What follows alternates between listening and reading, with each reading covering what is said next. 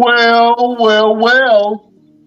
Beautiful people, best damn nation. Let me talk to you. Yeah. What's happening? Good to see y'all beautiful faces. We are the best damn wrestling podcast. Thank you for watching us. You could be anywhere in the world, but you right here watching you boys. My name is Brian Renegade, and with me, I have the best damn crew. We call him the Sultan of Spices. Senor Fuego himself. The pastry pimp. Your boy, Chef Showtime. What's happening? What's good? How you guys doing today? Oh man, blessed and highly favored, as the old folks will say. It's a beautiful Wednesday in the neighborhood. Good to see you, Chef. And next, we have the boss of all bosses. Some people call him the founder boss. He is the ultimate entrepreneur, a jack of all trades, the one and only resident villain of the Best Damn Wrestling Podcast, the genie of the Best Damn Wrestling Podcast, the dawn of the Best Damn Wrestling Podcast. LP is in the building. What's going on, everybody? How y'all doing? Oh, man. All right. Good to see y'all, fellas. Like I said before, we are the Best Damn Wrestling Podcast. Thank you for watching us on Facebook, on YouTube, Twitch, and Twitter. If you're in radio land, listening to your boys on Pandora, iHeartRadio, Spotify, Google Podcast, Amazon Music, Apple Podcast, anywhere you get your podcast, you can watch the Best Damn Wrestling Podcast, man. Check out your boys, man. We got some good stuff going on. Fellas, let me go around the table real quick. LPZ, what's happening? Excuse me. Sorry, it's been a long day. He can't even talk without getting the yarn out first. I know he tired. Oh, long day, man. This out here trying to make it work. Oh man, how is the fashion show going along, my brother? Oh, it's going, man. It'll be here before I know it. So I gotta press the gas on getting everything ready. Yeah, man, you're going to go to sleep, and then the next day you're going to be waking up on stage, and so it's going to be time. It's going to be go time. You know what I'm saying? Oh man, that's awesome, man. Chef Showtime, what is happening, my brother? Same old, working and taking care of kids. That's all I do. Oh man, working and taking care of children. That's what I'm talking about. It's good to see y'all, fellas. I salute both of y'all, black men, black fathers, doing your thing. You know what I mean? Growing the family, doing things how it's supposed to be done. And fellas, you know, we got to go ahead and get into it, man. It's been a wild ass weekend in wrestling, Jack. This weekend, we saw the Elimination Chamber. I have to say that this was one of the better pay-per-views that we have seen in a long time, where every match across the board for me delivered in a lot of ways. Fellas, we have to do it for every major event. We got to go back to school and give the Elimination Chamber a grade. Excuse me, class. Class. Shut up! Wow! Man, let me go to Chef Showtime over there in the kitchen, man. A, being excellent, Oh, F, being failing. what grade would you give Elimination Chamber? This year, I would have to give it a C. It could have A been way C? better. The matches, yes, a C. Ooh, man, Matches that could've- is boy, you are a stern teacher, sir. You know what I'm saying? you must have taught in the worst public schools, boy. A C. Oh man. What didn't you like about the show? What improvements did you think the show should have had? It didn't have the impact like the other Elimination Chambers. This one was kind of dry. You feel me? When it was like, okay, for instance, when Bray Wyatt said, whoever win the match should run. Okay. Me in my head thinking, ooh, he win, pop up and fuck somebody up. Excuse my language. But it didn't happen. It is just, then I thought on Monday, they're going to pop up again. You're like, oh, he going to wait till Monday. It didn't happen. Yeah, it's just been dry.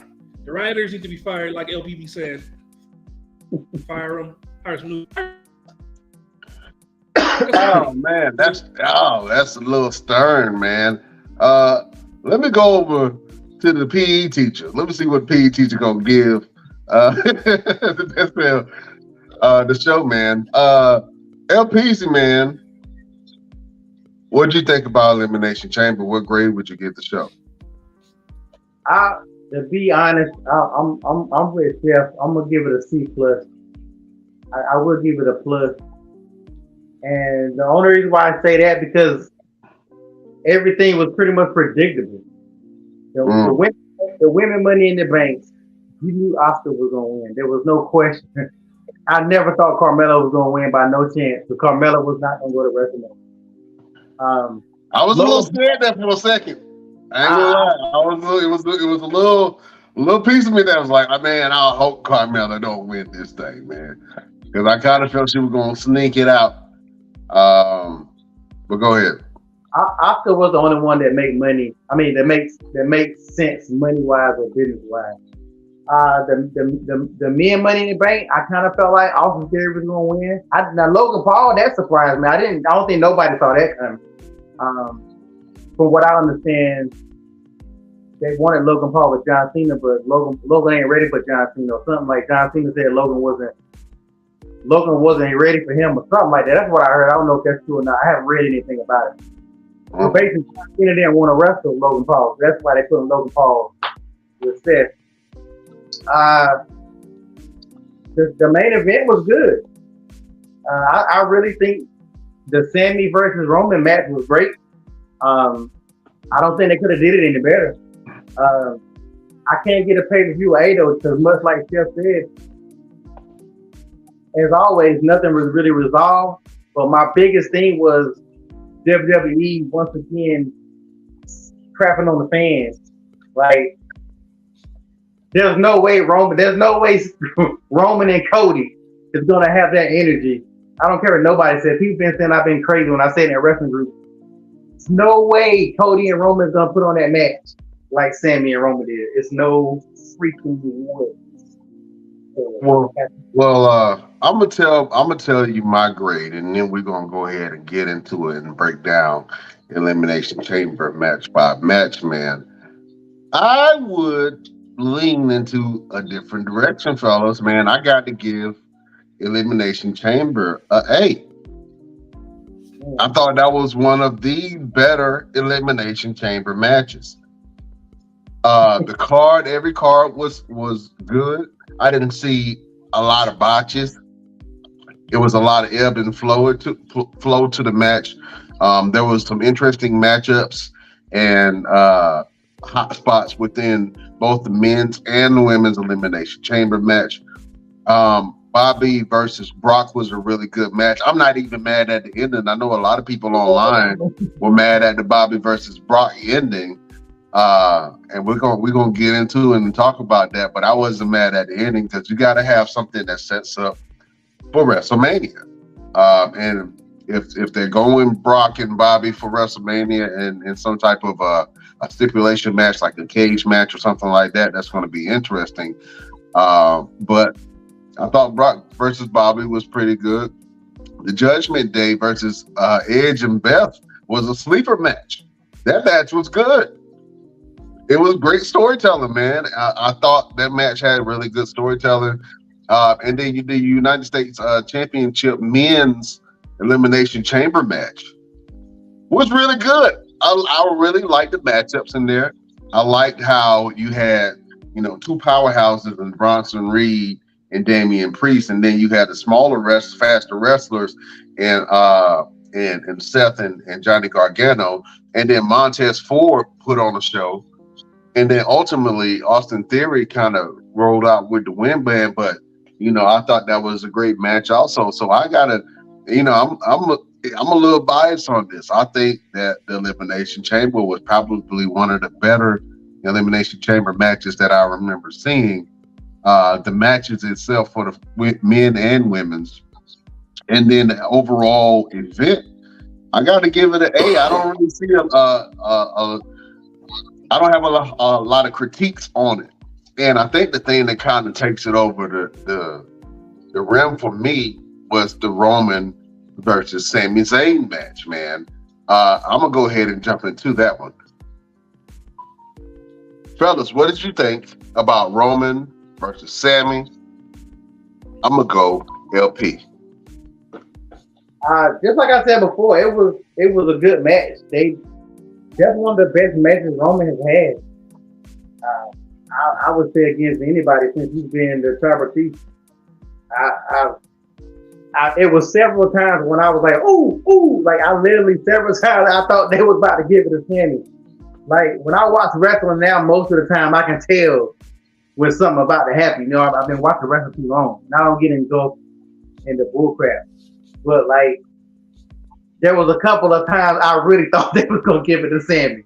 So, and Sami put on a hell of a match. I don't think it could have got no better than that. Like their opportunity was better for Roman to lose that belt than it was for Drew McIntyre to win. This was the moment, because whenever Roman loses the belt now, it won't come nowhere close to that energy. I don't care who it is. I don't care what it is. Even if it was Sami now, it still is not gonna get that energy and that vibe that man got. And it still continue to tell the story, moving on. KO, my boy, but the way they changing KO in the story now is kind of like crazy, because Sami did all this for you, and now you pretty much saying kiss my ass. But he pretty much told Sami to go find your friend Jey Uso. That was very interesting too. Go ahead. But I get it, because let's look at it as a real life situation. Just like he said, man, you watched me get beat down not too long ago. You think I forgot about that? A reference everybody forgets from week to week. Mm-hmm. I do that. The KO like, hey man, I ain't forgot that. Like, yeah, they had beaten me. I'm dookie in my pants because I'm getting beat so bad. You think I'm supposed to forget that because we proved again now? So I do like that on how KO, because that's something I would have did. Like, bro, don't think I forgot. Like, we ain't cool because they cheering for us. We ain't, no. So I do like that aspect of it, but I just think it changes now, because where does Sami go now? Is Sami like, I'm on my own, so let me get this money in the bank? Or, where does it go from here is going to be very interesting. Yeah, I definitely agree with you, man. And I'm going to be honest with you, man. Storyline wise, this match delivered on all cylinders. This is probably one of the best matches that I've seen Roman Reigns in, and Sami Zayn. I don't know how this gets any better for Sami Zayn unless Sami Zayn wins at Mania, somehow interjects himself into the match. That crowd was nuclear hot. In wrestling, you have the sixth man, and there's always the crowd. And certain cities have a reaction to wrestling. We were just talking a few minutes ago how AEW is here in Phoenix, and we're doing the podcast now. But me and Chef was like, man, we kind of wanted to go and check it out because I've never been to an AEW event, and I want to really compare it to a WWE event and see how the energy is, because the crowd really makes the show. At the Elimination Chamber, the crowd made every match that much higher, and that's why I think I graded it an A, because you don't get crowds like that everywhere you go. You don't get crowds like that for every major pay-per-view. That was one of the best crowds that I've seen, man. And they were all chanting Sami Zayn's name. They were saying F you Roman. 17,000 people were saying F you Roman. I haven't seen Roman discombobulated by the fans throwing him off since his early runs as champion, when they were saying F you Roman. I think he had a flashback in the ring, because you can see his face. It was like, F me? F me? I've been a champion for 3 years. F me? I put all the butts in seats. I put every single one of these butts in these seats. F me? No. I think that shook Roman a little bit. And you're right, LP. There was some moments within that match, man, where it looked like Sami Zayn was going to pull off the win. All around the board, it was great storytelling. And I think at the beginning of the match, they let the fans chant and roar and scream for like 4 minutes and 14 seconds before they even touched. And then as soon as they touched, the whole place just erupted. Oh man, like I haven't seen like that, nothing like that since probably Rock versus Hogan or Cena versus Rock. Even Brock and Roman got a great reception when they was in the ring, but they didn't stand there for 4 minutes before they even touched, and the fans were into it. And I was kind of like, all right, time to wrestle, y'all, let's go. But at the same time, as a fan, I was just struck in awe, man, by the fans and their passion, man. And you can see that both Roman and Sammy were affected by that in a lot of ways. Like I said, you don't really get fans and crowds like that all the time. And you're right. I don't know where that goes from now. I don't know how they continue the storyline, other than the downfall of the bloodline, which I don't want to see. I want to see the bloodline continue to do things and be dominant, maybe add 1 or 2 more members, and keep on pushing. But if this is going to be the downfall of the bloodline, I'm more interested in that and seeing Sami Zayn on screen versus a Cody right now. And I know we talked about that on last podcast. So we got to talk about where does Sami Zayn go, and then we got to talk about the obvious Roman versus Sammy coming up. Roman versus Cody. My fault. Chef, what did you think about Roman versus Sami Zayn at Elimination Chamber? I know you gave the whole entire event a C, but as far as that match is concerned, how did you feel about that match? The only reason why I got a C was because of that match. It was that one in the females Elimination Chamber. That's why they got a C. But the Sami Zayn and Roman Reigns match was awesome. People give it a D. You know what I'm saying? Like, them 2 matches made it better. Like, Sammy gave it his all. Like you said, it was sometimes I thought Sammy about to win this. They're like, that wouldn't be good for the company to let Sammy win at the moment of time right now. And I'm like, yeah. But it was always yes, no. Yes, no. But it was Is it bad for the company if Sammy win though? I think it's better for the company. It will be, because they're gonna lose a lot of money. Because of pumping up that Cody Rhodes and Roman Reigns match. Everybody want to see the tribal chief get his ass whooped by Cody Rhodes because he's a comeback kid. I really feel like Sammy is a bigger draw let's be honest. We're talking about wrestling fans. We're not talking about people that don't watch wrestling. The people who have been invested in this storyline want to see a payout. And if you've been invested in this storyline, they're already in week. They're already in another week, and Roman hasn't even been face to face with Cody yet. There is nothing about Cody still talking to Paul Heyman. There is nothing Cody can do within what is WrestleMania? A month away, maybe? 6 weeks, possibly. Yeah. It's nothing. It is nothing. It's like I've been arguing in the other groups, and people be like, they doing storytelling. It's about Cody coming back. It's about blah, blah, blah. No, it's not. Who cares? I go back and watch wrestling all the time on Peacock. And I just watch old Raws. I let Raws play. So I watched Royal Rumble the other day back when Cody was what was it, Stardust or whatever. Yeah. Cody had opportunity to get better. He just was a mid carder. That ain't their fault. Cody doesn't have a personality to be a main star. Let's be perfectly honest. Even Cody now. Cody was the man in AEW, but is he really a bigger star? He's more known, but does he really have a mic game? Cody, I like Cody, but Cody does have a mic game. I have to put some respect on Cody's name. I think in AEW I wasn't a big fan of Cody's mic game, or even before in WWE. But now Cody can stand out there and talk for an hour and make it passionate and emotional. He can draw emotions from the fans. He has it.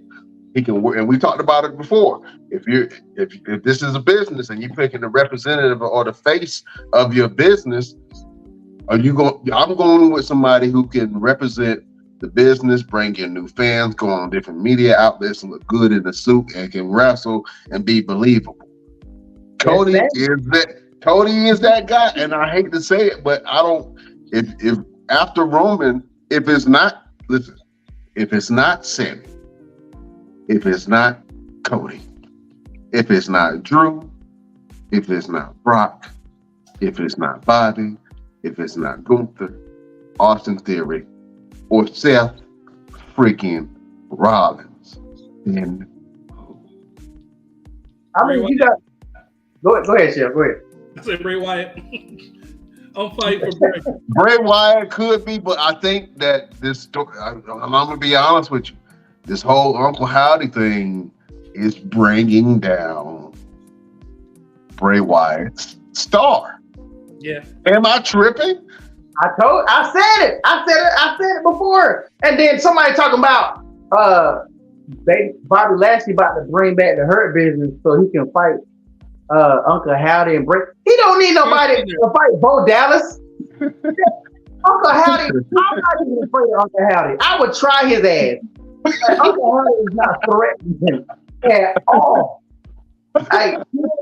Seeing him in the ring last week, the mystery is over. Like, there is nothing threatening about Uncle Howdy. They should have let Bray do his thing by himself. Like, no. I'm telling you, to go back to what you said a while ago, though, all that stuff you said about looking good in the suit and blah, blah, blah, blah, blah, that stuff doesn't always count, because when Brock was champ, Brock didn't do none of that stuff. You ever seen Brock in a suit?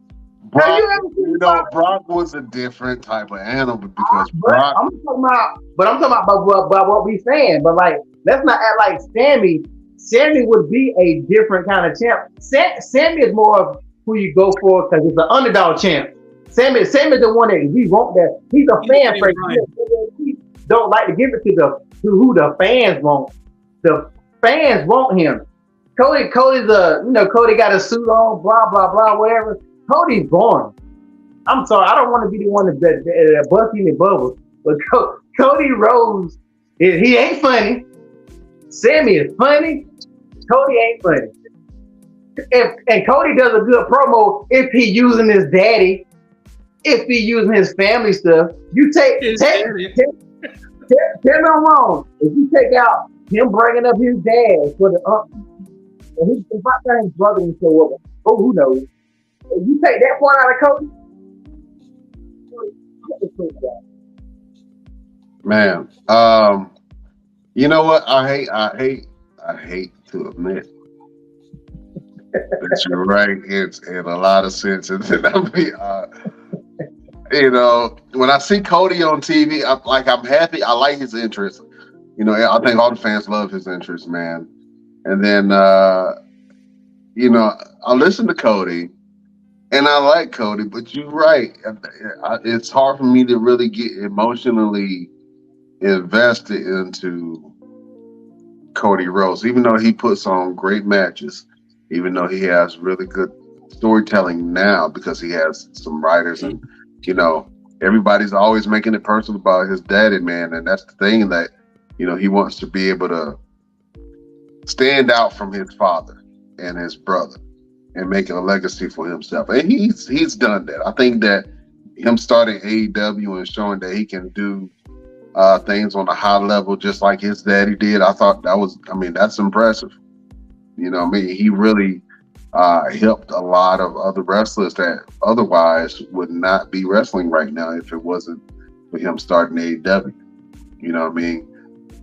So he kind of proved himself on that standpoint. He proved himself in that ring by winning the Royal Rumble. He proves himself in the ring against that in the Hell in a Cell match with Seth freaking Rollins last year, man. So nobody's doubting his abilities and what he can do. But you're right. I had to think about Sammy as a champion. And if I am promoting wrestling, Sammy is the perfect catalyst to go on a lot of different media outlets and be charming and be funny and give a great interview. And I can see a lot of late night hosts having fun with Sami Zayn because Sami Zayn does not look like a wrestler. That's the thing. Sami does not look like a wrestler. It looks like it. I feel like I could beat Sami ass. Even though he's been fighting all his life, I feel like I can beat Sami ass by the way he looks. I think I'm bigger than Sami. I could probably whoop Sami ass. But realistically, Sami is crafty. So, you know what I'm saying? I might go for a punch and he might kick me in the nuts or something. And then I'm down for the count. I can't, you know what I'm saying? He done stole my wallet, my keys and everything. So Sami doesn't look like your typical wrestler, but he has a charm about him that the fans gravitate to. And now upper management is gravitating to. And eventually Hollywood is going to gravitate to. And Sami is that star player, man, because every time Sami is on my screen, I laugh, I smile, I cry. I feel some type of emotion because Sami leaves it all in the ring and he lets you feel his emotion. There's only few wrestlers that gets you emotionally involved in what they're doing. And Sami Zayn is one of those guys. And like I said, I've been praising Sami Zayn for a long time. Everybody is on the Sami Zayn train. Like I said, welcome aboard. I'm your captain to the Sami Zayn train. Thank you. Make sure that you sanitize your hands and take all your trash, put it in the trash can when you leave the train. I love Sami Zayn. He is funny. He is entertaining. And you're right, LP. I think Sami can put on the suit and carry the company. But if I'm Triple H, is this the right time to put the belt on Sami? Is this the right time to put the belt on Cody? And is this the right time to strip the belt away from the biggest box office draw in wrestling history, being Roman Reigns? Yeah, but is Roman the biggest draw because of Roman, or did Roman become the biggest draw once Sami joined the bloodline? Let's rewind a little bit. Let's look back when Roman first came back and he became the heel of Tribal Chief, and him and Jay had that thing going back and forth. People still was booing Roman heavy. Roman was not liked. He was still getting hated on, blah, blah, blah. Once you incorporated Sami into the bloodline, that made the bloodline likable. People did not like the bloodline until Sami came. And then that started making people cheer for Roman because you were cheering for the bloodline because of Sami. Again, I do a lot of stuff when I'm at the house working on my computer, just looking at old stuff. Like, really? you take Sammy, never join the bloodline. They would not be nowhere. There would be another Judgment Day, another heel faction. Sammy elevated the bloodline to make the fans. When the fans were cheering for the bloodline still technically are heels. They never became faces, but they were getting cheered because of Sammy. Now Sammy gone. Now it's like FP Roman and ain't nobody feeling the bloodline. Sammy was a major part of Roman being Roman, because before then, ain't nobody cheering Roman now because Sammy gone. But they were cheering Roman not too long ago because of Sammy. Like, I give Sammy a lot more credit than I think people give him. I'm not gonna say he created Roman, by no means, but Roman would not be where Roman is at right now. I'll tell you another thing too. Roman has gotten better on the mic, but it ain't like Roman got that much better on the mic. Roman don't have to talk on the mic. Roman sit there, say little stuff. Like, he's not killing it. He ain't cutting no killer promos, feeding off of Sammy in that ring. I'm telling you, Triple H, they are afraid to take it from Roman. I don't know why, but you ain't never have a better opportunity for Roman to lose that belt. Because now whenever he loses, it's gonna be on some stuff. But even if Cody was to win, which I don't think Cody's gonna win. I don't really think he's gonna win, but Money in the Bank, I guess, is gonna decide some stuff and people can start freaking out. But if you don't give it to Sammy now, when can you give it to him? Never. I don't see it. I mean, and to be honest with you, and like we talking storyline wise, off the heels of one of the greatest storylines in WWE, hell, in wrestling history, you have the perfect opportunity to make that transition. Now, this is the thing; it depends on. I'm gonna keep it all the way a buck, and we're gonna talk business for a second, because whoever is the face and champion of the company, that matters with the sale of the WWE. I'm gonna take it off of kayfabe real quick, and I'm gonna keep it business. If I'm Vince McMahon, I have a champion who is the largest crowd drawer that I've had since John Cena, since Dwayne "The Rock" Johnson, since Stone Cold Steve Austin, since The Undertaker. Roman Reigns is the biggest drawer that I have. Worldwide, everyone knows who Roman Reigns is. If I'm Vince McMahon, I am not going to give the belt to Sami Zayn at the cusp of me selling my business for $9 billion. I don't think that matters. That does matter. I don't think that does matter. If you, for instance, if you pay for a concert ticket, you going to see Rihanna, for instance. You see all of the openers, and then right before, Rihanna had to go to another concert. You gonna be pissed, even though you got all that great talent, all the music was good, but the person you had bought the ticket to see, the person that everybody came there to see, thought that another company was more important.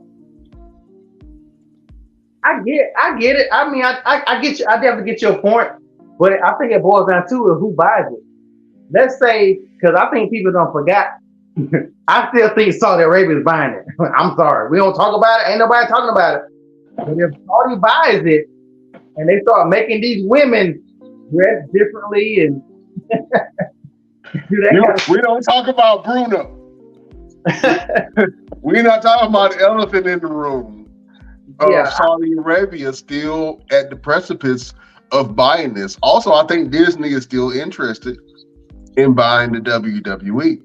I I think it's gonna be more Saudi than Disney. I know Disney like to own everything, but I really feel like it's gonna be Saudi. So let's say Saudi buys it. And first of all, I'm gonna give you some credit. Chef, we got Chef, and Chef, he's gonna have to eat it too. Number one, those shorts that Liv Morgan had on this past pay-per-view. Oh my God. Never. Two. Liv Morgan did her thing in the Elimination Chamber. I'm gonna be honest. She did her thing in the Elimination Chamber. But let's say the Saudis take over and the women can't dress like that no more. You think some fans, you think that's not gonna affect stuff? So who buys it, what they do will affect the business way more than who the champ is. Like, first of all, if the Saudis buy it, Sammy probably gonna be going any damn way. He probably acting like I'm not gonna work for those and other people too. Yeah. So that whoever buys that company is going to affect, even if it's Disney. Hell, Disney's so woke and who knows what they're gonna do. So I'm trying to enjoy wrestling as it is now because when whoever buys it, there's gonna be some major changes in wrestling. WWE wrestling might not be the same no more. Yeah, you're right, man. Whoever buys the WWE is definitely going to affect the product, and I hope that they don't change things too much. Even if everybody is on board with new changes, and it's changes for the better, you still are implementing a new system or new people into your system that you already have, and one change can throw off everything. You know what I'm saying? You can make a move and lose millions and millions of dollars and followers. You know what I'm saying? So, it's a fine line, but I hope that he doesn't sell it to the Saudis, because I don't know what that would look like for the product. I don't know what that would look like for the fans, and I don't know what that would look like for the wrestlers who,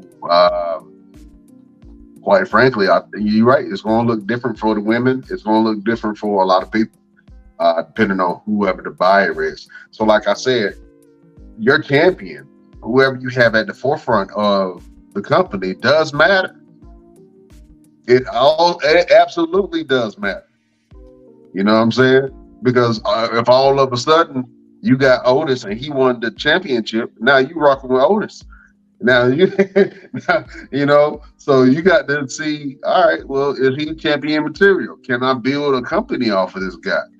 I think Cody Rhodes is one of those guys, and now that we talked about it, and I didn't see it at first, and a lot of people don't see it, but Sami Zayn could very well be a great representative for the WWE. We talked about Big E and how great of a representative Big E was, even though I did not like Big E's championship reign.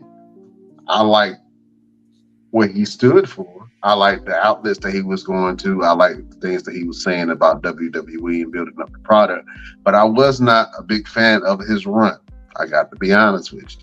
I think he could have did more. I think they missed the ball on a lot of stuff with Big E being the champion at the time before he got hurt.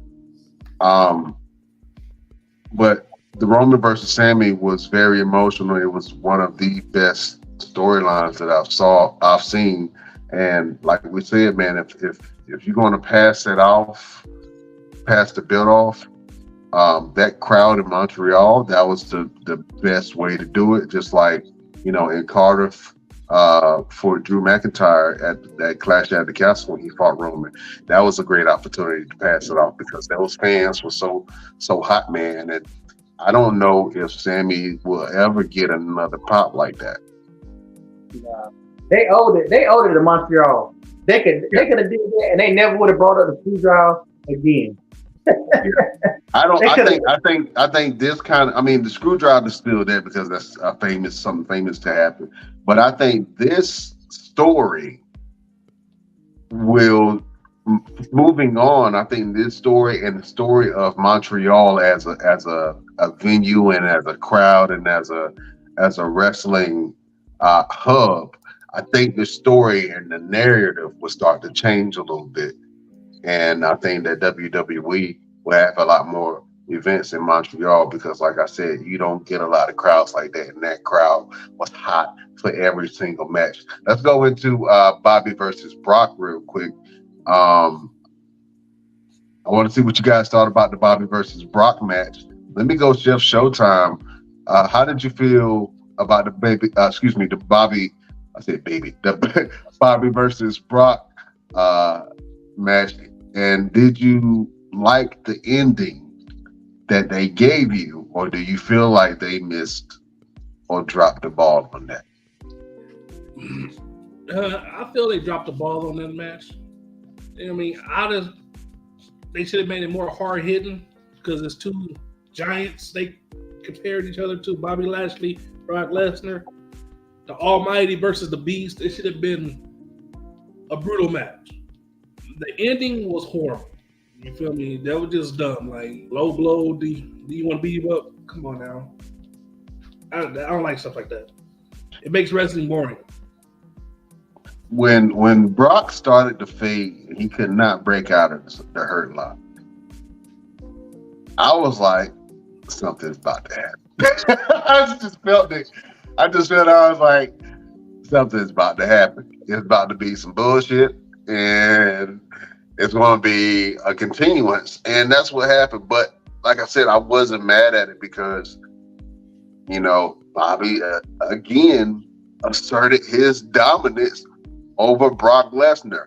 I feel like, honestly, Bobby Lashley has nothing to prove to anyone anymore. I think Brock was his ultimate test to see if he actually could compare himself or even stack up to the fame and the allure that Brock Lesnar has. Bobby put it all on the line every single match. And like I said, I think Brock Lesnar was Bobby Lashley's ultimate test to see if he still has it. I think ultimately Roman Reigns will be Bobby's biggest test. You know what I'm saying? Star-wise and everything. If Bobby and Roman somehow was able to lock up. But right now, I don't think that Bobby has anything to prove to anybody. He is a top-tier talent, and he has definitely separated himself from Brock Lesnar. LP, do you think that Bobby has anything to prove, and what did you think about the Bobby versus Brock Lesnar match? Yeah, Bobby definitely don't got nothing to prove. He don't prove it even before now. I thought the match was horrible. I think the reason why the match was like it is, and people just don't want to admit it, Brock is lazy. Brock no longer wants to have a match like that. Brock is going to come in. If you notice that match, all they did was spear each other, F5. They just did a big move. Like, Brock before, Brock versus Kurt Angle, or Brock versus The Rock, or Brock. I watched the triple threat the other day. It was Brock Lesnar versus, I don't know if you guys remember it. It was Brock versus Seth Rollins versus is it John Cena? I think it was a triple threat for the belt. I think that's what it was. And Brock had the belt. Again, I'm telling you, Peacock is the bomb. This like, get ready, start going back and watching these old Raws and pay-per-views. But I don't even remember the pay-per-view. But it was a pay-per-view with those three fought. That was a hell of a damn match. And I ain't even a John Cena fan like that. But Seth Rollins and John Cena, this had to be like 2015, 2016 pay-per-view. Whatever. Seth Rollins had the blonde streak or whatever. As a matter of fact, Seth Rollins had the Money in the Bank briefcase during that damn match. But I say all that to say this. Brock used to wrestle.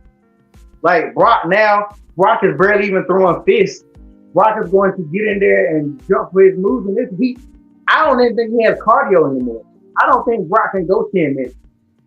So, me personally, I don't want to see them for Mania no more. I have wanted to see Brock Lesnar versus Bobby Lashley for years. I no longer want to see it now because Bobby is there. Bobby gonna go. Bobby is in shape.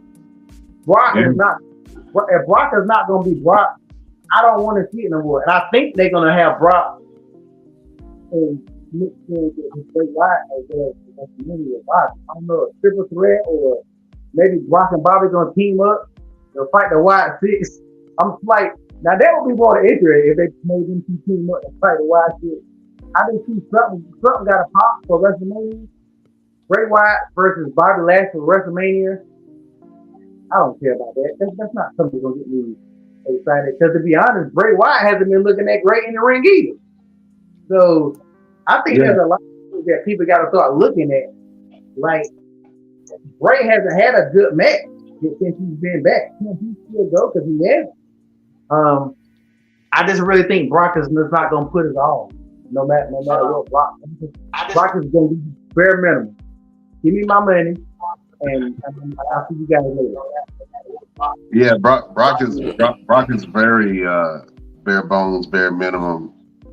When you realize you don't have to do a whole bunch to be able to get over with the fans and to be able to come in and call your shots when you come into the company. I mean, yeah, if I had it like Brock, I wouldn't wrestle hard either. I'm not doing no high bumps and no crazy stuff, flipping off the top of the rope like I used to. I'm not taking no unnecessary bumps if I don't have to. I'm gonna come in, kick ass, and then leave. You know what I'm saying? I think one of the best and most memorable promo segments, and we didn't talk about it, man, because we had ran out of time on the show. But Brock and Bobby, when they had this shape before, and Brock had came into the ring and was like, you know what? Lately, the only thing I can really think about is Bobby Lashley. You know what I'm saying? I go to the bathroom, I think about Bobby. I go to eat breakfast, I think about Bobby. I go to bed with my wife. 5 hours later, I think about Bobby. You know what I'm saying? I think that was a funny segment from Brock Lesnar, and we've been having Cowboy. I love Cowboy Brock. I'm gonna be honest with you. Cowboy Brock is where it's at, man, because you know he has a character now other than this unstoppable beast that's just come in to destroy stuff. I love to hear Brock talk now, man, even though it's few and far between, and some of his words are very short. You know what I mean? I like Brock, Cowboy Brock on the mic. So, do I want to see Bobby versus Brock Lesnar again? Maybe in the cage, but to be honest with you, I think Omos just challenged Brock Lesnar at WrestleMania. I'm not sure what that's going to look like, or even if they're going to have that match. I didn't even know I needed to see that until now, to be honest with you. But I think you alluded to it last podcast, LP. I think I really want to see Gunther versus Brock. I'm interested to see how that would really turn out, and I think that would be a great test for Gunther, and also, you know, to put Brock. I think he'll push Brock to the brink, man. I think that'll be a really hard-hitting, really good match, and I want to see how Brock takes a Gunther chop. You know what I'm saying? I don't think this version of Brock can beat Gunther. If you want to keep it a book. Now the old Bobby, of course they're gonna, they'll make it look how they make it look.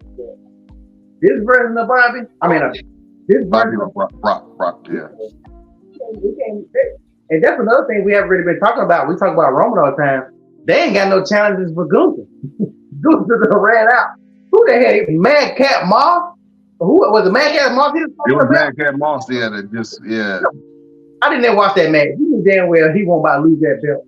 Madcap Moss. I mean, Madcap kind of pushed him to the limit. I mean, the match was kind of, I'm gonna be honest with you, the match was boring to me. But Madcap kind of, he hung in there with Gunther, man. He hung in there with Gunther a little bit. Let's go ahead and switch over, man. I want to talk about the Judgment Day members Finn Balor and Rhea Ripley taking on Edge and Beth Phoenix. The Great Couple, I thought that was a great match. All the way around. Soggy ass Dominic kept getting into the match and interfering.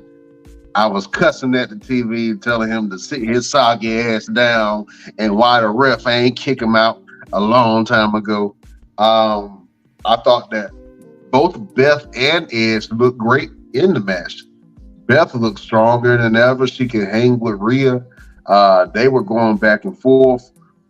I thought it was a great match, man. It was one of my sleeper matches for the night because I didn't know how I was going to feel about that. I thought we were going to be tired of Edge and Beth versus Judgment Day, but I think this match delivered in a lot of ways that people really weren't looking at, to be honest with you. So I thought that was a good match. LP, what did you think about Judgment Day and Edge and Beth?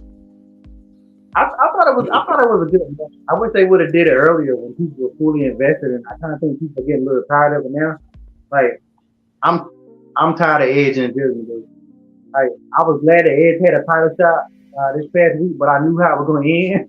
Because, like, Judgment Day don't want to mess with nobody else. Like, it kind of was like Edge was trying to move on. Because that would have changed Judgment Day to start some beef with somebody else. But I'm looking at the roster, and I'm like, who would they really start a beef with? But, like, that's why I like they selling when it comes to these storylines, because now they don't got who to go to next.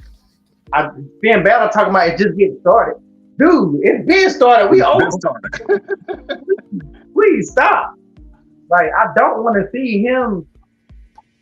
Like, the only person in Judgment Day I want to see is wrestle would be Dominic, because he don't wrestle everybody else.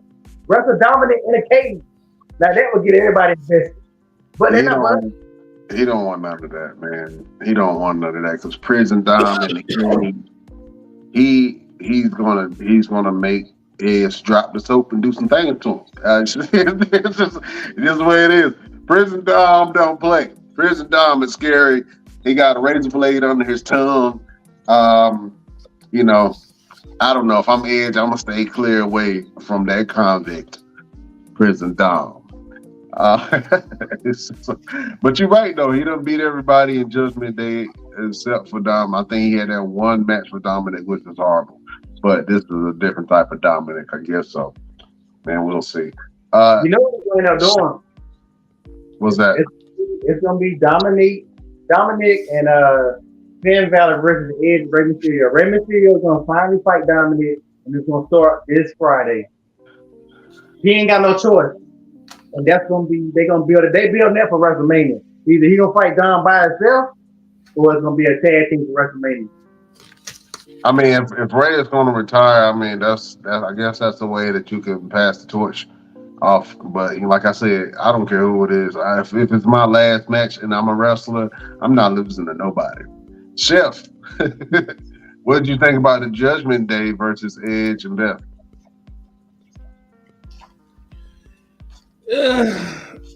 It was predictable. It was very predictable. You know, like the part when Beth Phoenix's head was, when Rhea Ripley was standing on Beth Phoenix's head on the stairs. I knew she was going to miss. You could see that coming. You know, it was just a very predictable, long and out, boring match with Dominic running around acting like he's a beast. No. Man.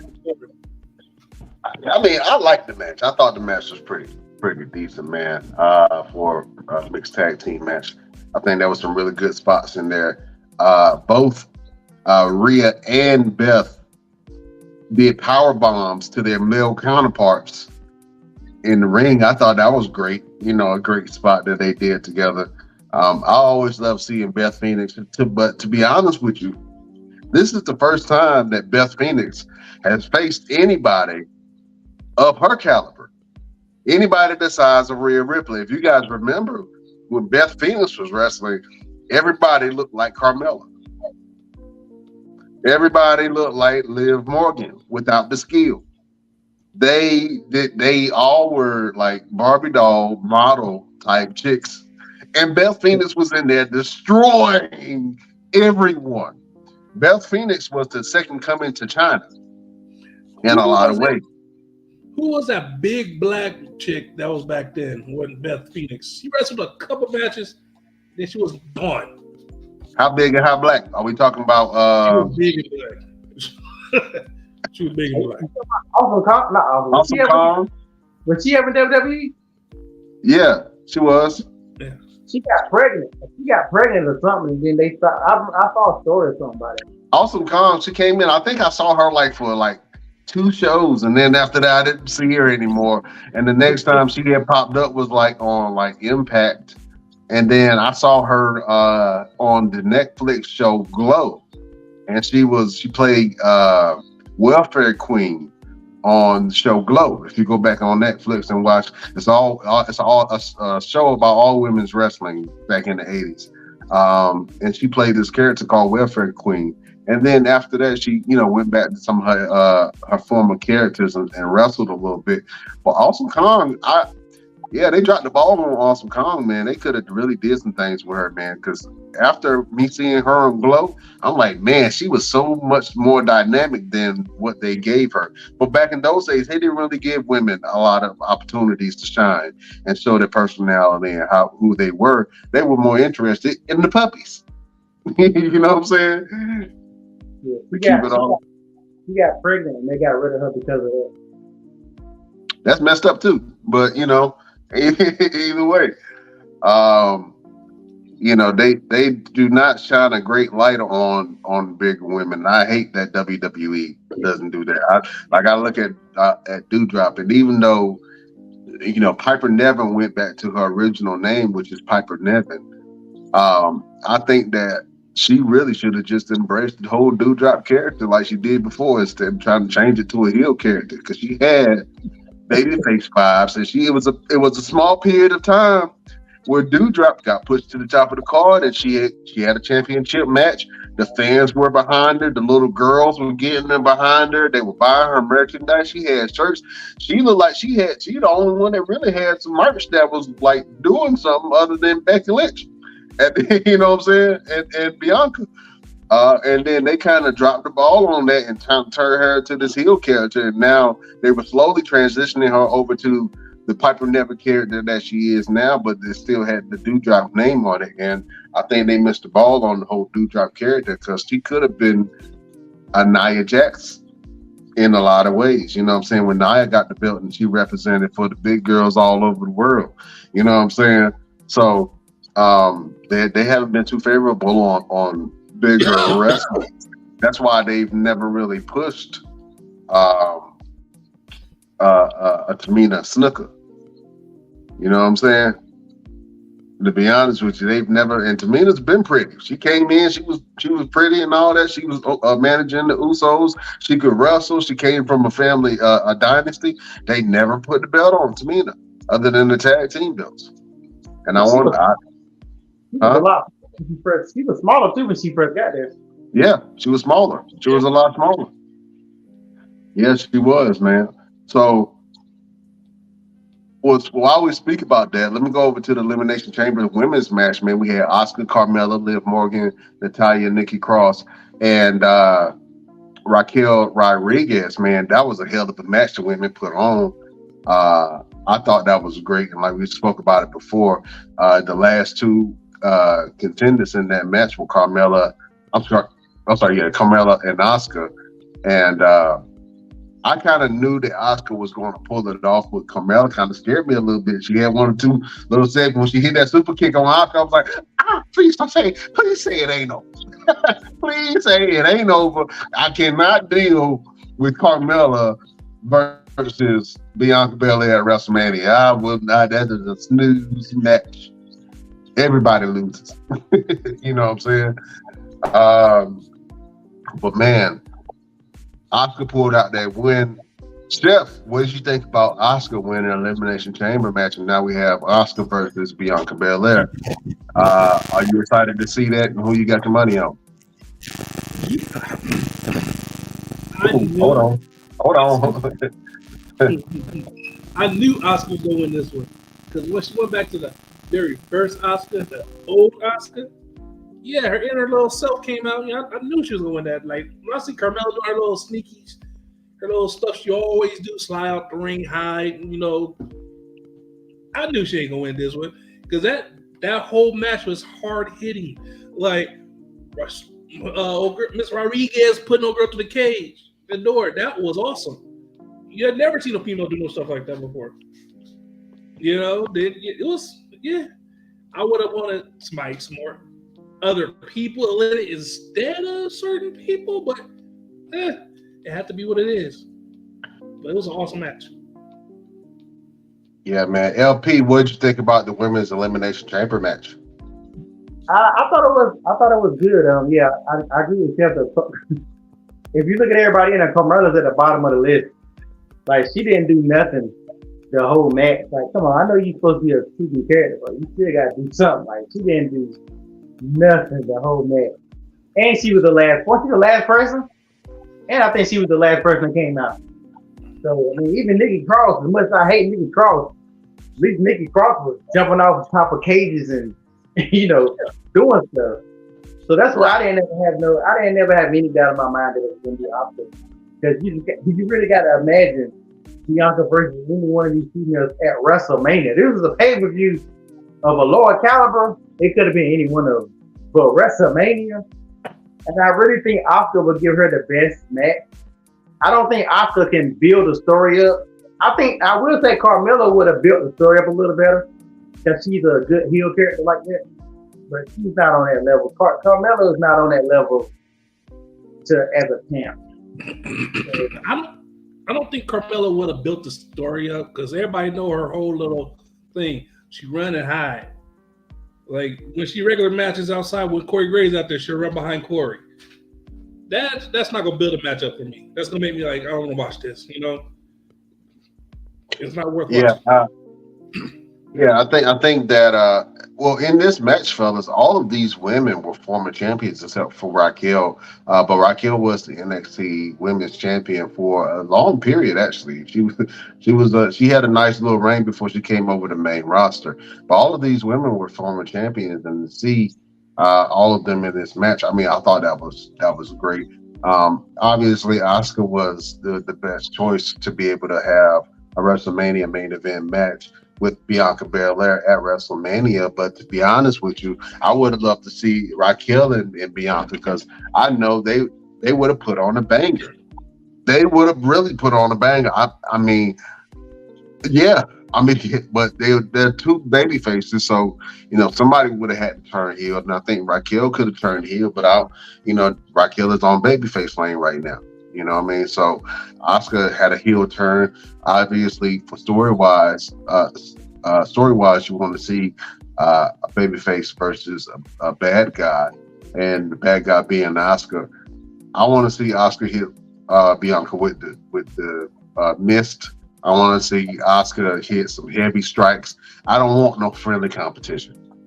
I want them to lay into each other. Is Asuka a heel? Yeah, they're not really pushing her as a heel. She's a heel. What else would you call her? She got a new makeup. She got an evil grin. She kicked everybody that was in the match, even her teammates. And then she had the mist, the blue mist just dripping down her mouth, looking all evil. That's a heel character. She hasn't done anything to me to call her a heel. She's still getting cheered. She's still what babyface character have you ever known that did a mist as a finisher and was a babyface? Tajiri and the Great Muta both were faces, and they did the mist all the time. Especially the Great Muta. The Great Muta was what started. Okay, you got that one. You got that one. I know my stuff, but the mist is technically a bad guy move. But Tajiri did it all the time. Tajiri did do it all the time, and I love Tajiri. Tajiri did not get enough credit for being ahead of his time in a lot of ways, man. And as far as Japanese wrestlers are concerned, man, I don't think he get the praises that he really needs. I love Tajiri. I love the kick that he does. Daniel Bryan and The Miz, they do the it kicks or whatever you call it, the kick to the chest and then the last final kick to the top of the head. Tajiri did the best kick to the head, man, and I believe that every time that he kicked somebody, he knocked them smooth out.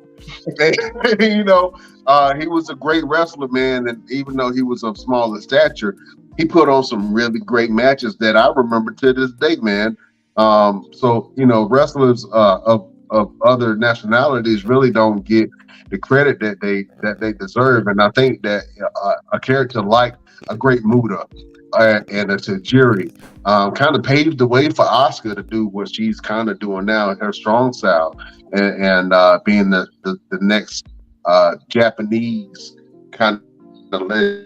I'm not sure if she's Japanese. I think she is Japanese. To be that next Japanese legend. Asuka is going to be a first ballot Hall of Famer when it's all said and done. But to be honest with you, I really want to see that match, and I think that Asuka should take the belt off of Bianca. If you're going to do it at WrestleMania. I think they ain't got a choice. Like, Bianca needs to lose that belt in order to get it back. Like, but I don't know. I don't see 2 title changes happening because Rhea is gonna win. She's gonna beat Charlotte. It ain't no question about it. She's gonna beat Charlotte because Charlotte gonna get it back, and Charlotte is stacking numbers right now. That's all that's about. Charlotte is gonna lose that belt and get it back, and she'll be what number will she be on? I want to say 16 no. like her daddy. I thought Is that she she'd 15 be right. right now? She's not 15 right now. She's 14, right? Let me check right now for you. I thought that was Yeah, 16 16. because she has got the 15. Okay, yeah, she's gonna definitely surpass that. I mean, even Ric Flair said that recently when he was in the ring that he's looking forward to his daughter surpassing his title reign legacy. And somebody posed that question to John Cena recently. One of the last interviews he did, I believe this was last year, and he was like, he wasn't really that interested in beating the record, even though he knows that he's close and he can still at any time come in and win, and they would give John Cena the belt even right now. You know what I'm saying? I thought about that too because somebody else mentioned that. It makes, again, it's WWE because we seen Goldberg do it. We seen Goldberg do it a bunch of times, but for Cena to come back and let's say beat Roman for the belt, just everybody would know you doing it just to keep that number. Yeah, I think for the once in his life, John Cena's like, you know what, guys, I could do that, but it wouldn't make no sense, and I'm not gonna do it because everybody knows Cena got a reputation for keeping people down too. Yeah, that was an exchange I remember between Roman and John Cena when they had the back and forth when they were doing the Summer of Cena. And Roman Reigns says, if John Cena wins the belt, if he beats me and wins the belt, then I'm gonna leave WWE. And he was like, wow. So I think at that point he was like, all right, the cat's out of the bag. Because John Cena won't stand around, and they not gonna put the belt on John Cena for 2 weeks and then take it off of him, and just to beat Roman Reigns to take down his storyline that he had going on for so long. That wasn't gonna happen, man. And I know we keep talking about who's gonna take the belt off of Roman, man, but I'm gonna have to go over to the men's Royal Rumble real quick and finish out the Elimination Chamber event where we saw Austin Theory defend his championship inside the ring against Seth Rollins, Montez Ford, Damian Priest, Bronson Reed, and Johnny Gargano. Real quick, fellas, what do you guys think about that match? I know that Chef, you wasn't too entertained about the whole entire event. How did you think about that match, and who did you think stepped out in the limelight for the United States Championship Elimination Chamber match? I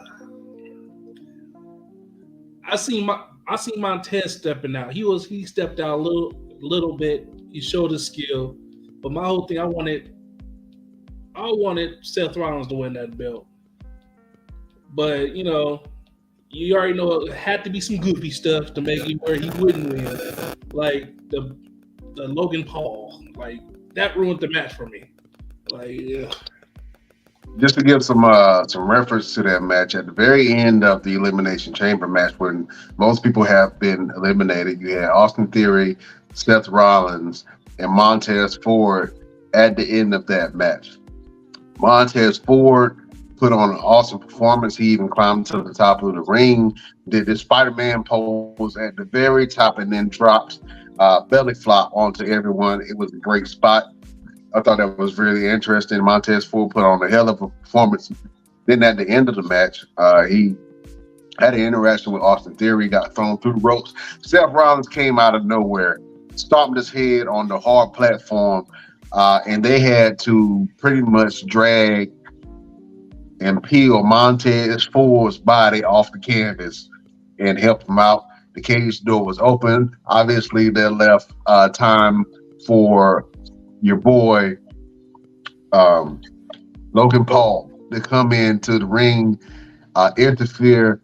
He did a buckshot lariat to Seth Rollins, knocked him out cold. Then he hit him with a stomp, which his stomp was. I gotta give the boy credit. He athletic. The stomp looked pretty good, man. He put a little sauce on it, little extra foot shuffle to it, and did the stomp. I thought it looked pretty good. Like I said before, I think they're gonna set up for Seth Rollins versus Logan Paul at WrestleMania. I think that's gonna be the match in question. But LP, did you see anybody who you thought stood out in this match for either a title shot or just to stand out? You got Austin Theory, Seth, Montez Ford, Damian Priest, Bronson Reed, and Johnny Gargano. Who stood out to you? I think Montez Ford is going to get a title shot at WrestleMania, and he's going to win the belt. I could be crazy, but I guess the next pay-per-view, which is what Money, what is the next pay-per-view? Is it Money in the Bank? The next pay-per-view. You know what? I don't know what the next pay-per-view is. I haven't even heard of a next pay-per-view. Yeah, I'm pretty sure there will be one. But WrestleMania, to be honest with you, we almost in March. You know what I'm saying? March is literally next week.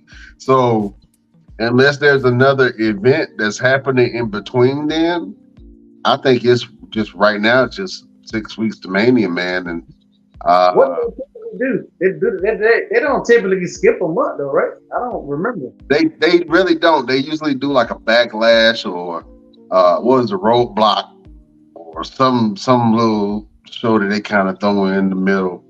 But I'm not sure what. I haven't heard any announcements on anything outside of Elimination Chamber. But I'm pretty sure they will do something. I just don't know what it is. I haven't heard of anything yet.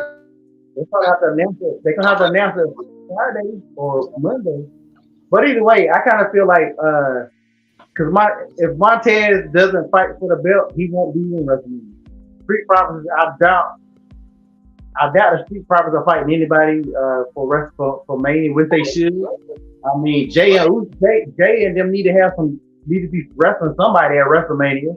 They haven't really geared towards. And I don't want to be Drew McIntyre and damn Sheamus. They shouldn't be wrestling them for not when they got too many true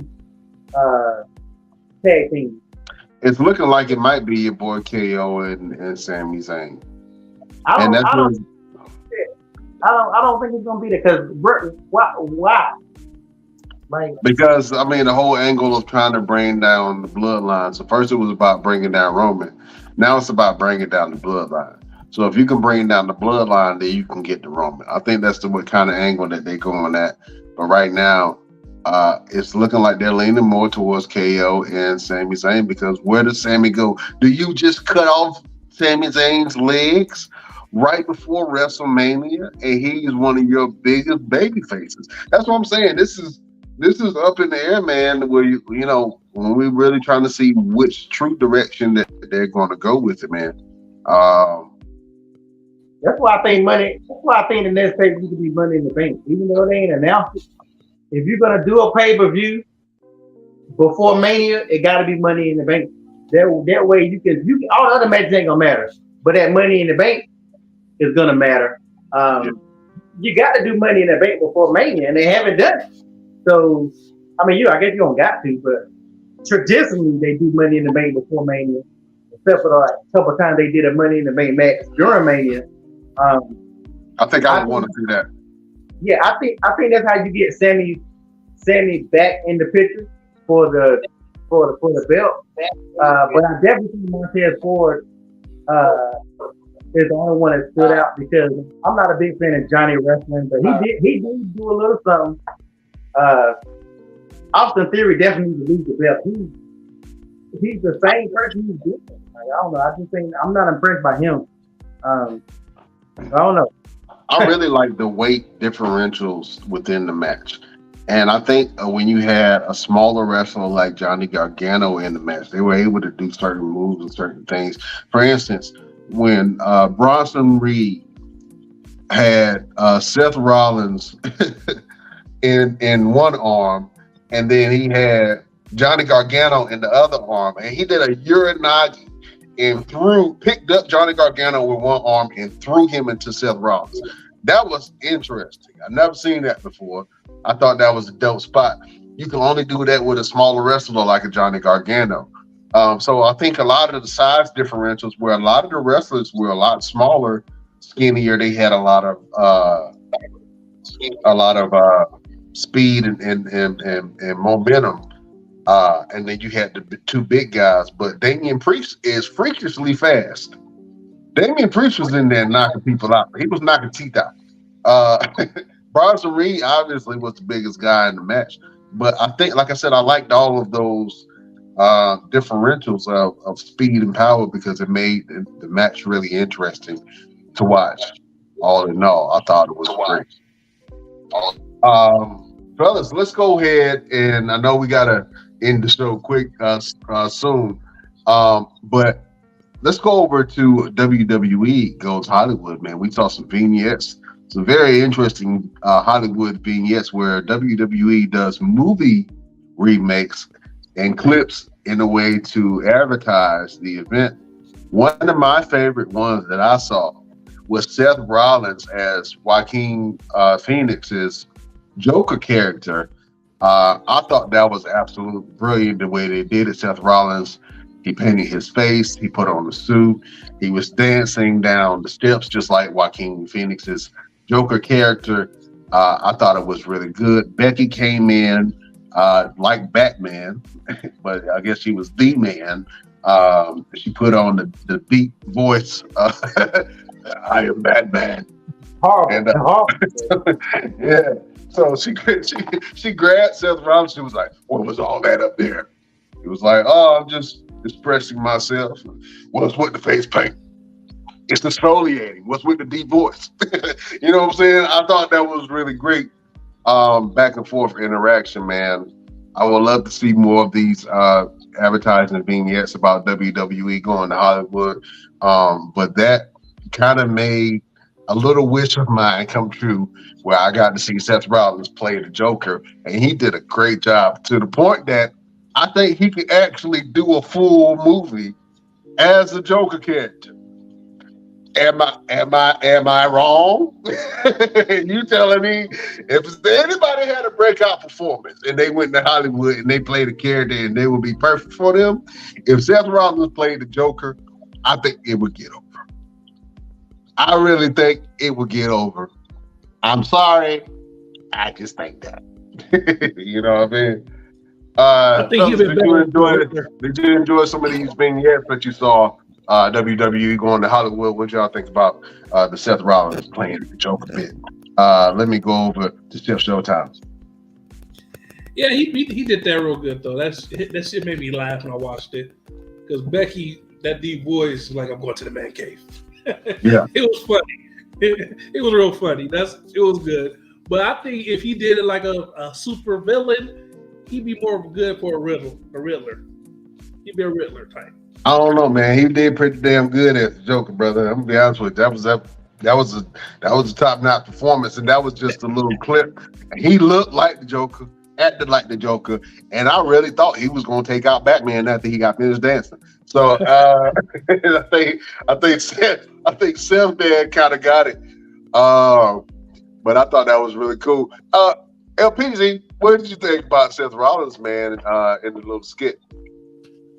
Yeah, I thought it was cool. It was good to see because WWE don't do that kind of stuff no more. If you remember back when they went to Hollywood before, they had a bunch of them. Like they was John Cena and JBL doing A Few Good Men, Undertaker being Dirty Harry. They had everybody doing the "You Talking to Me." They had all the people doing that. What else did they have? I'm trying to remember. They had Booker T and Eddie Guerrero being Pulp Fiction. That's classic. Yeah. But like now, WWE don't do that kind of stuff no more. So I hope they do other ones and don't just do this one time. I think that's one of the things that they lacking now, giving their stars the opportunity to do stuff like that. Because when just be mentioning that stuff, we all remember it. Like that was like you had to decide which one was your favorite. Like the John Cena and JBL joint was like for real. Like that was acting, when they did that. So I really hope they do more. I don't even know what characters. Like I would like to see Sammy and Roman doing one. Let's be honest, y'all could do that because they could. I don't know what movies they could use, but it's Hollywood. If you want to really build WrestleMania going to Hollywood, they gotta do other ones that they can't really do. They need to start back doing this before. They don't do this no pay-per-views no more. Do you guys remember when they had the Royal Rumble and the boys like dancing in the street? It's gonna be a Rumble tonight. They had a little thing where they always like it's stuff they used to do that they don't do no more, and that's part of the energy that WWE got to get that for the fans, especially in today's time. Like, I'm definitely hoping that they do more. Yeah, man. I think it brings a different type of energy and excitement to actually wanting to watch the event. And those vignettes is making me, want to really watch the WrestleMania. I'm going to watch it anyway. But I was in the whole thing. I thought it was great. So I want to see more of those. I know they got more, and they're going to start unveiling those as the weeks kind of roll on. But that Seth Rollins as the Joker, man, I wanted to see that, and I think that was really well done. How they did the whole thing. That was awesome.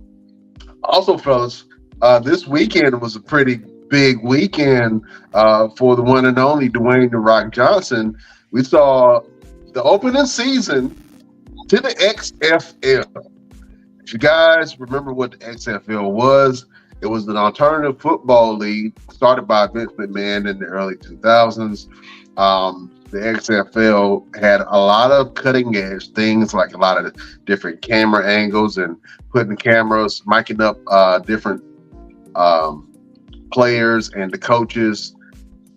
They had,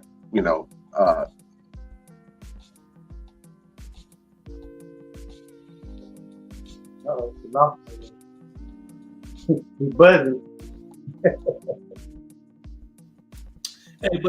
Hey, to go back to the movie skits, I think my favorite one was Montez Ford and Bianca Belair doing Titanic.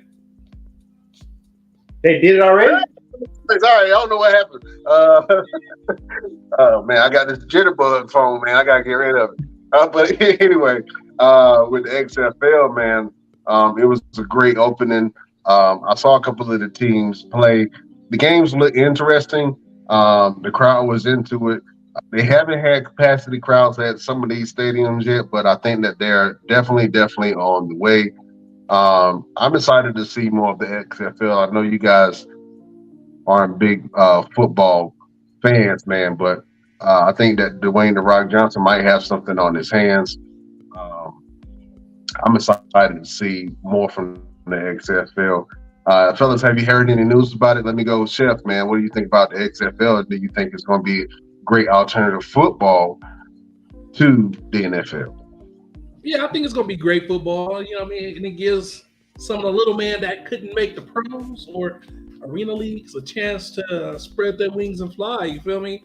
And I'm glad The Rock, he bought stock in it, and shit, he making it way bigger. Like Vince McMahon had it, it was okay, but now people will like The Rock more than they like Vince. So, you already know what's gonna happen. Yeah, man, I think The Rock was the perfect kind of catalyst to kind of bring it in, because he has that story of playing professional ball and then, being dropped from the team. So he's played football at both levels. I think he can really relate. And then having Danny, his ex-wife, as the first female owner of a league, that is huge on a lot of levels. For her being, I believe she's a woman of some type of color. I don't know what exactly she is.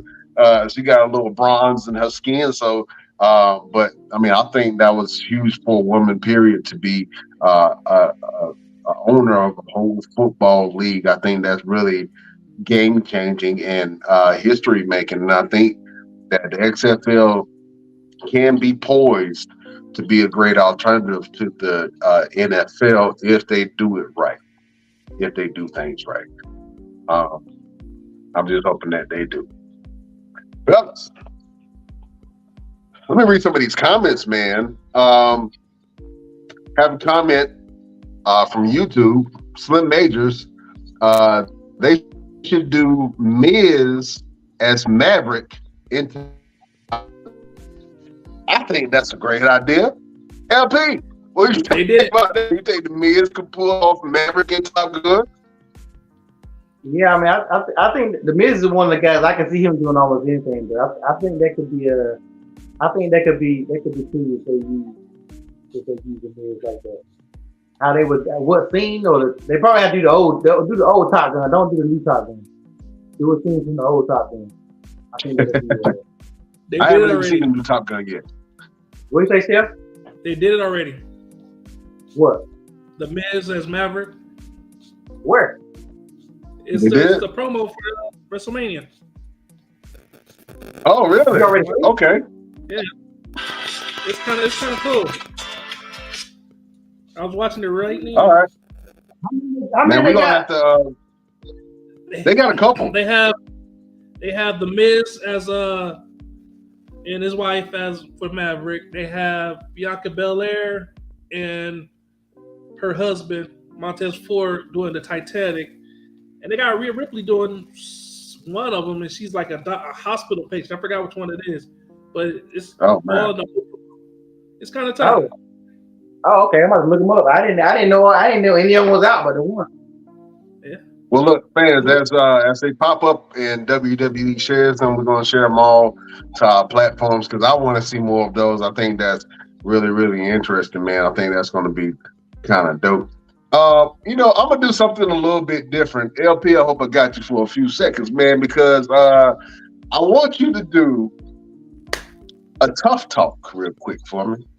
But I want you to do a tough talk movie review on a movie that you just got finished seeing and that I saw on social media. You have some words for the people talking crap about Ant-Man and the Wasp, Quantumania. I just went to go see the movie with my son this weekend. I thought the movie was good, but I got to go to LP. I really want to see what he thoughts on it. He is the resident Marvel expert, and so we got to go to LPD to have a little tough talk. Oh my God! Oh my! Oh my God! Oh my God! Oh my God! Oh my! All right. So a little tough talk on the movie Ant-Man. First and foremost, it was a very good movie. I thought it was a great movie if you want to be honest about it. It was a good Ant-Man movie. Let's be very specific.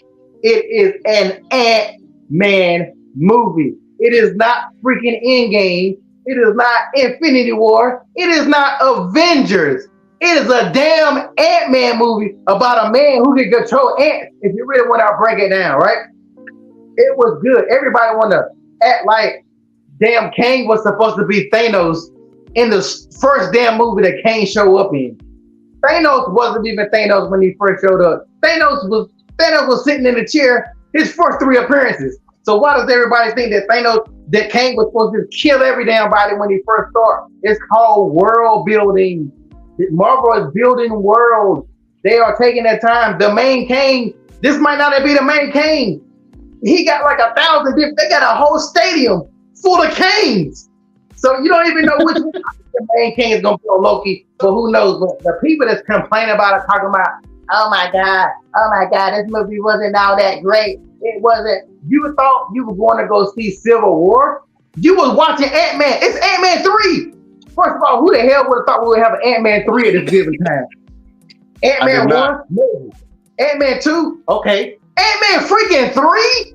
Who the hell? That is like unfathomable to see that.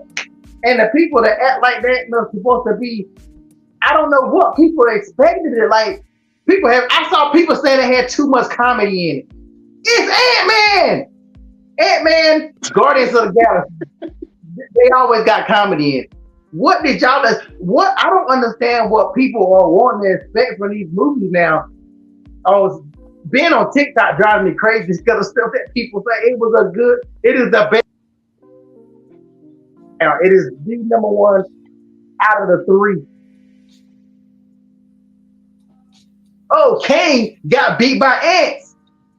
If a damn bunch of ants came and attack any damn body right now, Batman, Superman, goddamn Goku, if they some highly intelligent ants and they come in drones, it's a wrap. I don't care who you are. I'm a regular person. If a whole bunch of fire ants was in my bed when I woke up in the morning, that's it. I'm gone. I'm dead. My bed is full of my stuff. But don't sleep on ants. So, like I said, it's going to be more. So just be quiet, sit and wait. It took us 10 years before we got Avengers. But everything else, y'all want stuff to happen in 1-2 movies. Take your time, chill, watch these movies, enjoy what they are, and shut the freak up. It's Ant-Man. I'm done. Let that breathe.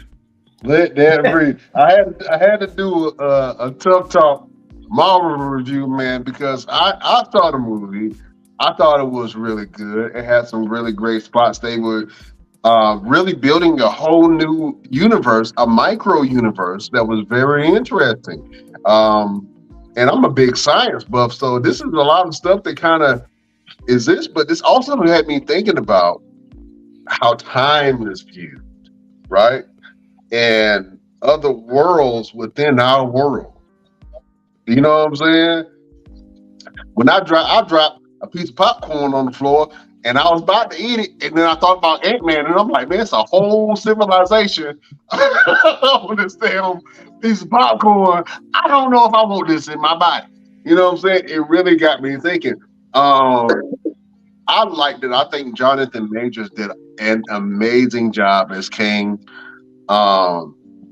He really did some great storytelling. He opened up a whole new universe. And you're right, this is first introduction to that character. And I don't want to be a spoiler, but kind of at the end, it was a lot of them. You know what I'm saying? It was a lot of them. And apparently he is the new threat in the Marvel universe. I think probably after him, it's probably going to be the Skrulls, and then Galactus is going to eventually come down the pipeline sometime. I want to see that. They kind of hinted at it on a couple of movies prior to, but I think Marvel is moving in a really great direction with their movie franchise, and they're moving over to younger actors and actresses to kind of carry on the brand. Because if you guys notice, and I hate to say this, but the old cast is kind of fading away in real life. You know what I'm saying? It's like, you know, Jeremy Renner, he's injured right now. I don't know what to extent, but I don't think he's going to be making no more movies, action movies, no time soon.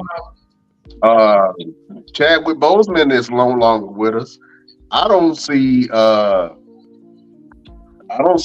mean, they done killed off a couple of characters, and a lot of these other guys look so old. Don Cheadle looks so feeble.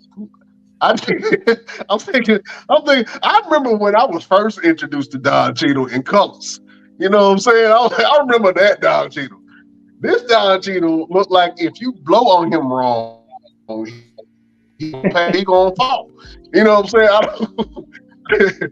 He's a super elderly man. They're kind of transitioning out of the older actors, man, into some new blood, man, and I'm actually really excited to see where the Marvel universe goes, fellas. So LP, we're gonna have to bring you back and do another Tough Talk LP movie review. You know what I'm saying? So you can have an outlet to let off some of this steam instead of pissing people off and unfriending people on Facebook. You know what I'm saying? Hey, you want to see the promo? You want to see the WWE promo? Do we want to see it? You want to see the promo? No, I got to put a disclaimer out, the copyright stuff. So now we'll do it on the page. I'm trying not to have to take these down. These are valuable. This is valuable real estate. So I ain't gonna have them flag me no more. I done had 3 videos flagged. Nope, ain't doing it no more. So we're gonna paste it on our page, man, for everybody to see. Y'all can go on the Best Damn Pages, man, and check that out. Chef, man, we got some more comments for you. Some people saying that they're hungry, man, and Chef Showtime just so happens to have a little something for you. So prepare yourself, beautiful people, as we have Chef Showtime. What are your best damn recipes?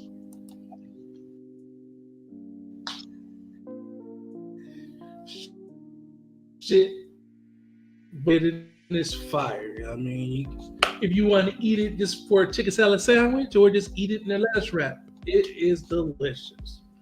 Like, you have the video, or do you want to tell Yeah, I got you.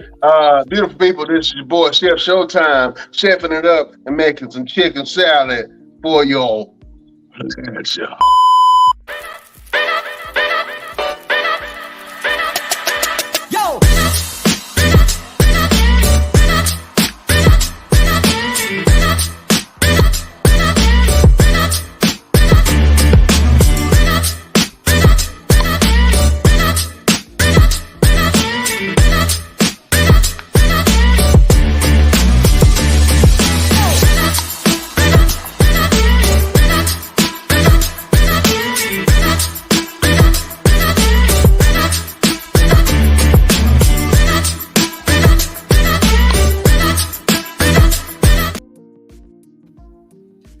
Yeah, before the Oh, full man. recipe. Yeah, my bad, bro. For the full recipe, you can go on the Best Damn page, and it's the full recipe with everything's in there. And I'm telling you, once you eat it, it's life changing. Oh man, that little bomb, that instantly made me hungry. Right now, my stomach is eating my back, and I want a chicken salad sandwich, but I ain't got nothing. Chef ain't making nothing for a brother. You know what I'm saying? So, Chef, I'm gonna look at that recipe, and I'm gonna make me some chicken salad. You know what I'm saying? So I can have me a sandwich. But if you guys want to check out more of Chef's recipes, man, you can go on our page, or you can go to our group, and Chef will have that recipe posted up for you. Fellas, it's been a great show, man. Listen, we wanted to do the Best Damn Trivia, but we're running a little bit over time, so we're going to have to save it for the next show. We're going to have Chef post a question online, and whoever wins that gets a prize. Tell you what it is. Only thing you got to do is go over to the page, Best Damn Wrestling Nation, and the BD Wrestling Podcast page, and I'm gonna give you guys that information. But Chef is going to post a question online, and let's see who get that thing right. We're gonna give them shout out and praise and credit on the podcast. You know what I'm saying? So LP, you better watch some more of them Raws. Watch some more of them. Watch some more of that Peacock. You know what I'm saying? Chef said he got some questions for your ass. You know what I'm saying? Confucius. He's not ready. Oh man. So we're gonna pick that up next show, man. We kind of ran over, but we had to talk about Elimination Chamber, and there was a lot to unpack. Fellas, let the beautiful people know what you got going on and where can they find you? Chef Showtime. You can find me on Facebook, Twitch, Twitter, and Snapchat. It's Dante Carter or Chef Showtime. But right now, I'm just taking care of the family and working. That's the whole thing I'm doing, and make some more videos. All right. Hey man, y'all go check out Chef, man. He gonna make some more videos for y'all, post some more recipes for y'all. And if y'all want some of his catering services, hit your boy up. Quote him a price. And he'll chef up something for you. Our resident chef of the Best Damn Wrestling Podcast. Thank you, sir. LPZ, let the beautiful people know what you got going on and where can they find you. Photo shoots all the time, like always. Fashion shows coming up, other events coming up. You can find everything pretty much for the most part on my IG, One Click Photography Shoots with an S. And just check out what I got going on. Hit me up. Awesome.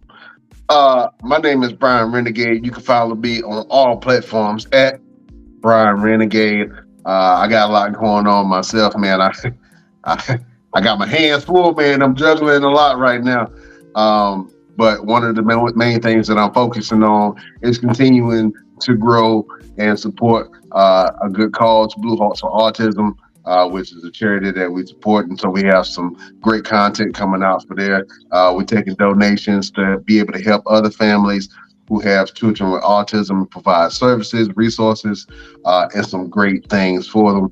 I'm opening up a sensory store that has all kinds of sensory items. So if you have children, or if you have little children or children with sensory needs, you can go to this store and you can see what we have in there, all kinds of solutions to be able to help you out. And then we also have a podcast coming out called Ain't That Autism, to be able to help families dealing with children who have disabilities or behavioral issues, be able to identify solutions for them to make things easier for themselves and their families. So you can go and follow your boy Brian Renegade on all my platforms, or you can go to www.blueheartsforautism.com and support a good cause.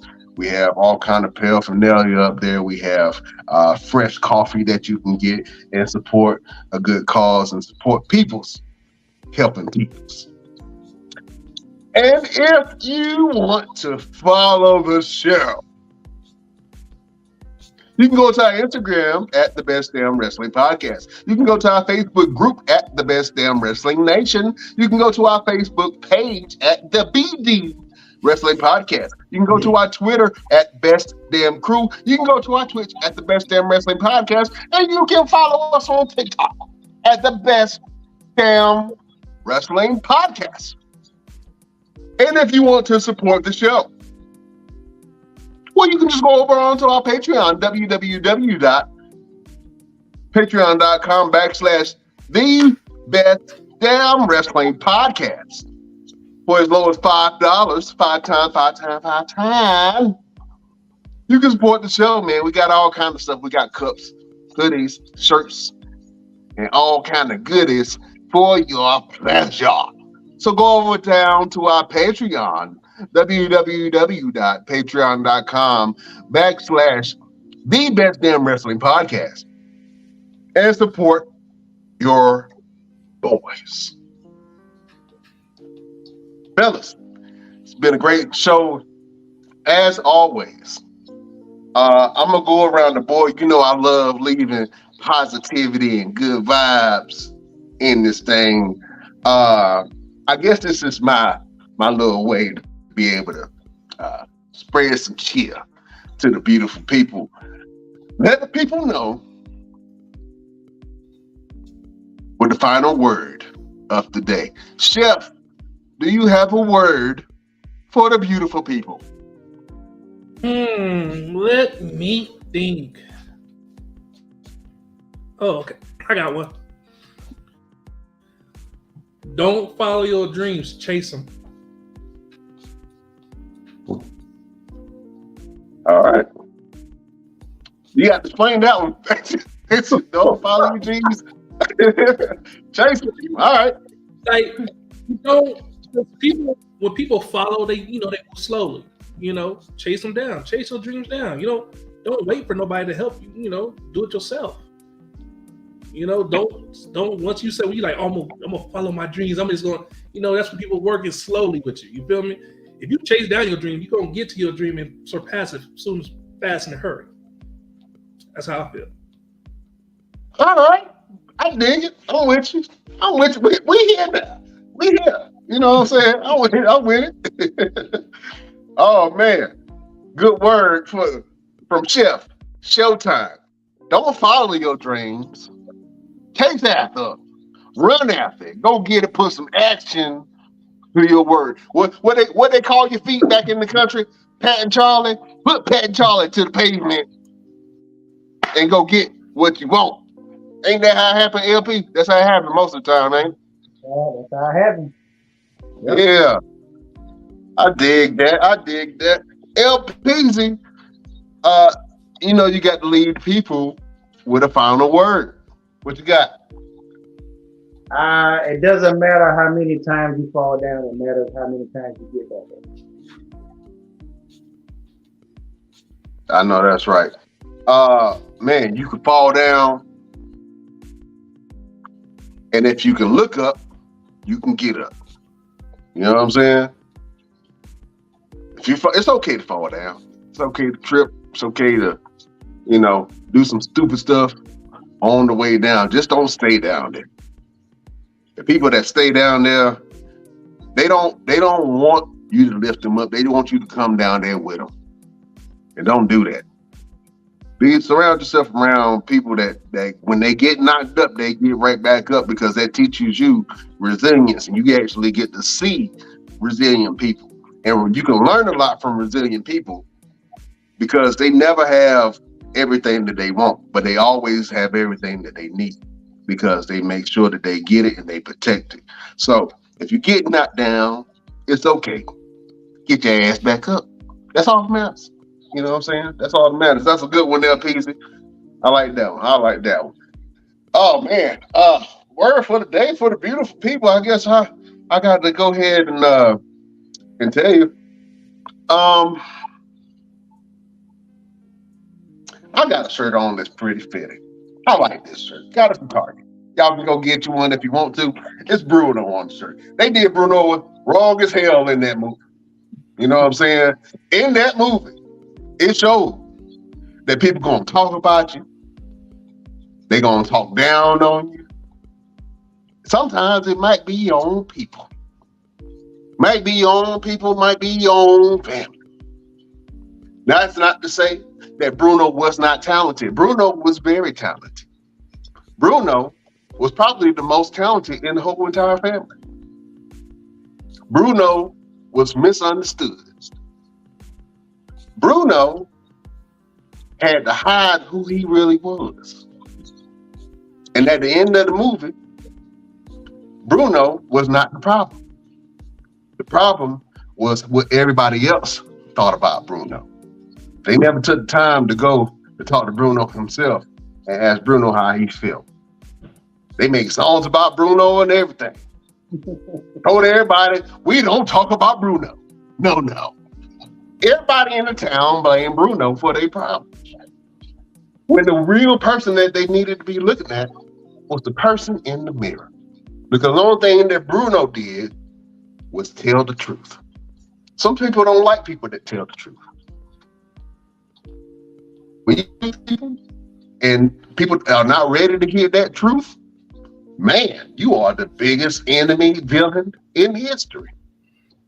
You know what I'm saying? I'm a truth teller. I tell people how I feel to their face. I ain't got no problems with it, no qualms about it, because I'm a truth teller. I can be a Bruno sometimes. So if you feel like a Bruno sometimes, it's okay. Just believe in yourself, believe in who you are. Because sometimes people have a problem with the perception of you and not actually you yourself. You know what I'm saying? So if you ever feel like a Bruno, don't feel discouraged. Your family can talk about you. It's okay. The people in the neighborhood can talk about you. It's okay. Kids can talk about you. It's okay. As long as you know who you are Embrace your inner Bruno. Embrace your inner Bruno. Like I said, Bruno was the most talented person in the whole town. But it was the perception that people had of Bruno that made Bruno the villain. But Bruno hid from who he was. So if you feel like you were Bruno, just believe in yourself. It's okay if people talk about you. Keep them talking. You know what I'm saying? Just do something that changes the perception that people have of you. I think that's a good word for today. I kind of went left field on it and brought it back, but it's okay. I felt like I was preaching, boy. Well, I'm sweating over here. You know what I'm saying? So to all my Brunos, the best damn nation, thank you for joining us. We will see you next week on the next best damn wrestling podcast. Fellas, it's always an honor and a pleasure. Beautiful people, best damn nation, we bid you adieu.